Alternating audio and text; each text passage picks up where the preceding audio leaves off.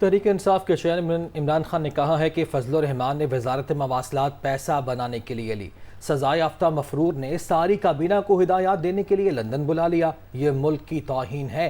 20 नहीं अब 25 लाख लोग इस्लामाबाद पहुंचेंगे। नवाज शरीफ और बेटी फौज को बुरा भला कहते हैं और शहबाज शरीफ बूट पॉलिश करते हैं। मजीद कहा, मीर जाफर दरअसल शहबाज शरीफ हैं, वो शर्म करें, जरदारी सुन लें, सिंध आ रहा हूँ, दोनों बाप बेटा तैयार हो जाएं। साबिक वजीर आजम जहलू में जलसे से खिताब कर रहे थे। बंदर बांट हो रही है।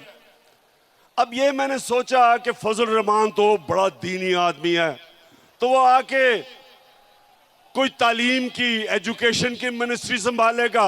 उसने कम्युनिकेशन की मिनिस्ट्री संभाली है, जिसके अंदर NH है, जिसमें सड़कें बनेगी और जिसमें पैसा बनेगा। ये है इस मुल्क की तौहीन। पहले मैंने सोचा था कि इंशाल्लाह 20 लाख लोग इस्लामाबाद में पहुंचेंगे, लेकिन जो मैं अब लोगों में फिर रहा हूं, अब वो नंबर चला गया 25 लाख पे। चेरी ब्लॉसम कौन है?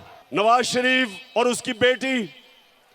वो फौज को बुरा भला कहते हैं और ये बूट पॉलिश करता है। कहता कि इमरान खान फौज के बड़े खिलाफ बातें कर रहे हैं, हम इजाजत नहीं देंगे। शहबाज शरीफ, शर्म करो।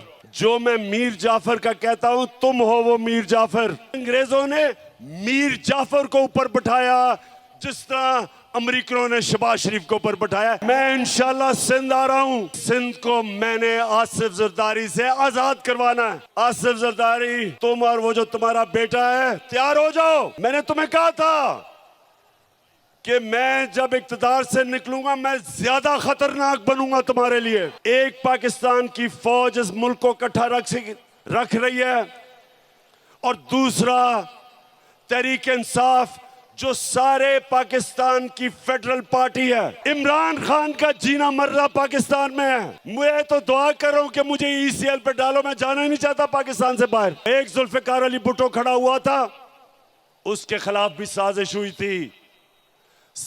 हुई थी, मुदाखलत हुई थी और उसको फांसी चढ़ाई गई थी। नवाज शरीफ की तब पहले पार्टी थी, फजल रहमान की जो पार्टी थी, ये साजिश का हिस्सा थे। 20 के बाद जब मैं आपको कॉल दूंगा, एक हमारी डिमांड होगी, इलेक्शंस करवाओ और इंपोर्टेड हुकूमत नामंजूर।